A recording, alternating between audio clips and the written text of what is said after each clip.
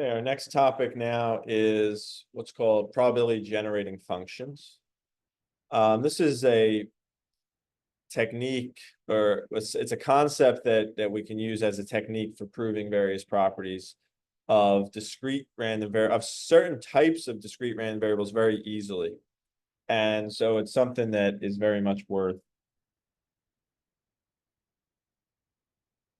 Pretty short topic, and it's applicable maybe only in specific situations, but it can be very useful in those situations. So we're going to let X be a random variable.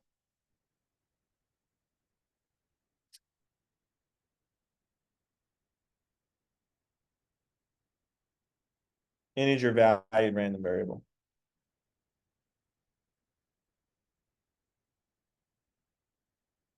Non-negative. Okay. And we're going to let PK be its probability mass function.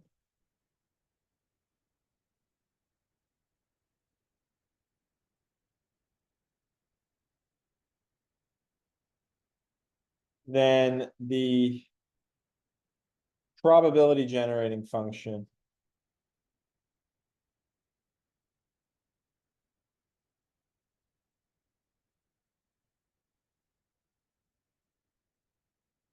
of X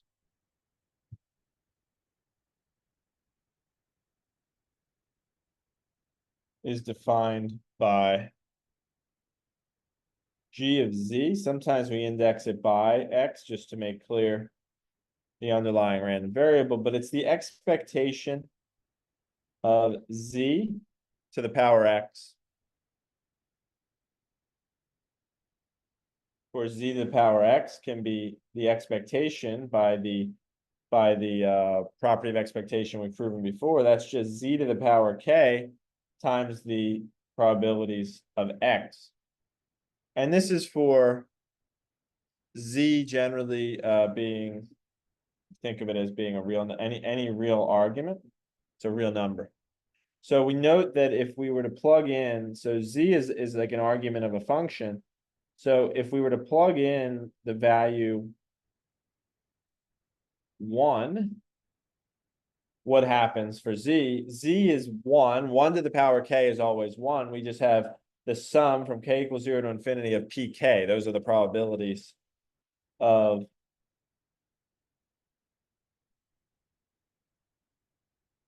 one to the power K of PK. It's just the sum of the probabilities of X, which is assumed to be non-negative and integer valued. So that's 1. And if we plugged in 0 for X, then 0 to the K is always 0, except at 1. 0 to the 0 is defined to be 1. So this is equal to P0, right? Because 0 to the power 0 is by definition 1. Okay, so that's the definition of probability generating function. We're going to see why this is useful in the next video, because there's certain properties of probability generating functions that we can use. Before we do that, what are the probability PGF, sometimes abbreviated, of some common distributions?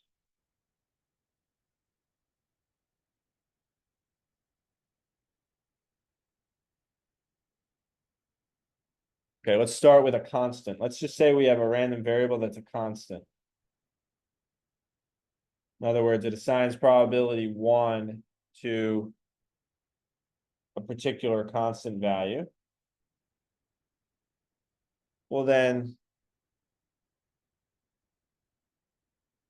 the probability generating function is just Z to the C. Okay. How about the Bernoulli?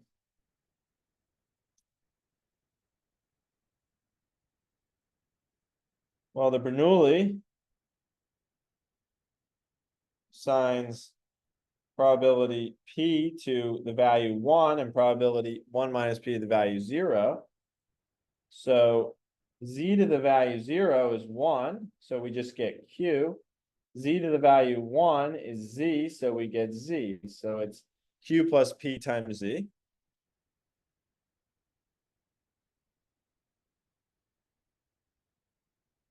Binomial. This is where it starts to get interesting.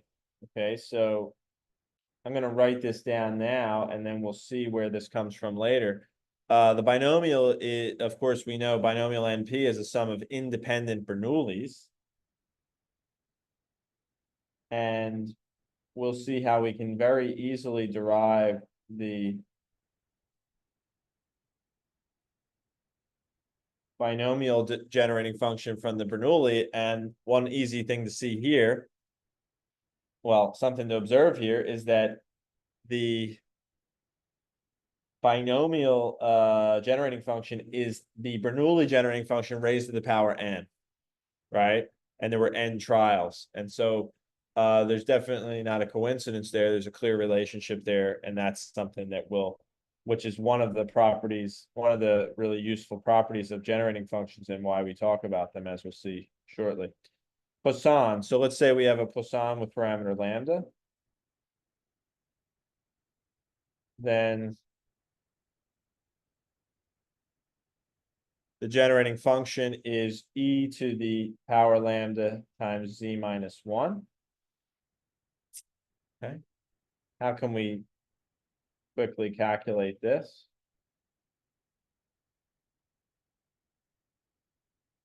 Well, the generating function by definition, sum over k, g to the k, lambda to the k, e to the minus lambda over k factorial. We immediately can group together the lambda and the z. So we have we have lambda z to the k, e to the minus lambda over k factorial. What we can do here is we realize, well, something that would be nice is we almost have in here something that looks like the mass function of a Poisson lambda z, right? Really, when you're trying to do this, you need to look at where the parameter interacts with the argument. The argument here, or the probability value, right? So the probability value is k, and the only interaction really occurs in the lambda is the lambda to the power k. Everything else either only depends on k or only depends on lambda, and that's okay, because that's what that's not really the thing that we need to worry about. So if this is where the parameter interacts with k, then we know, okay, this has to be a Poisson with parameter lambda z. So how do we deal with that? Well, we can deal with that very easily, because what we say is, okay, if it's going to be Poisson with parameter lambda z, I need e to the minus lambda z here, and I can keep the k factorial. Well, let me pull the e to the minus lambda out, get rid of that, and then I need to get rid of the e to the minus lambda z, right? I have to multiply by e to the plus lambda z to cancel that out. Right, now this is the PMF, the mass function of Poisson with a parameter lambda z. Okay. So that's just 1, and we're left with e to the minus lambda times, how did I write it? We can write it e to the lambda times z minus 1. Okay, so that's again how we use these same ideas over and over and over again. So the next one will be geometric.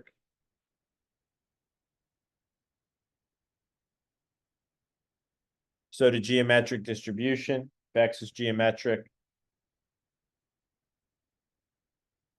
probability P.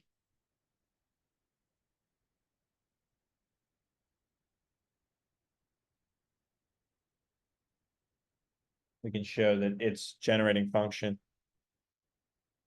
is P over 1 minus Q Z raised to the power R, provided that the absolute value of Z is less than 1 over Q.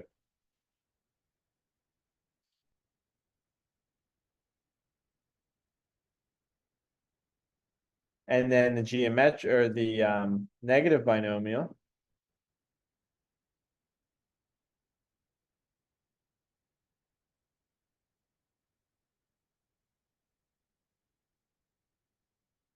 X negative binomial with success probability P and R successes we observe is equal to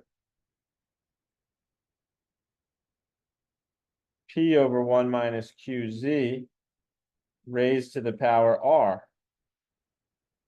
Again, in the same region. Well, this again looks like the geometric raised to the power R, which is not a coincidence, because we already saw that the negative binomial PR can be thought of as the sum of P of R independent geometrics, right?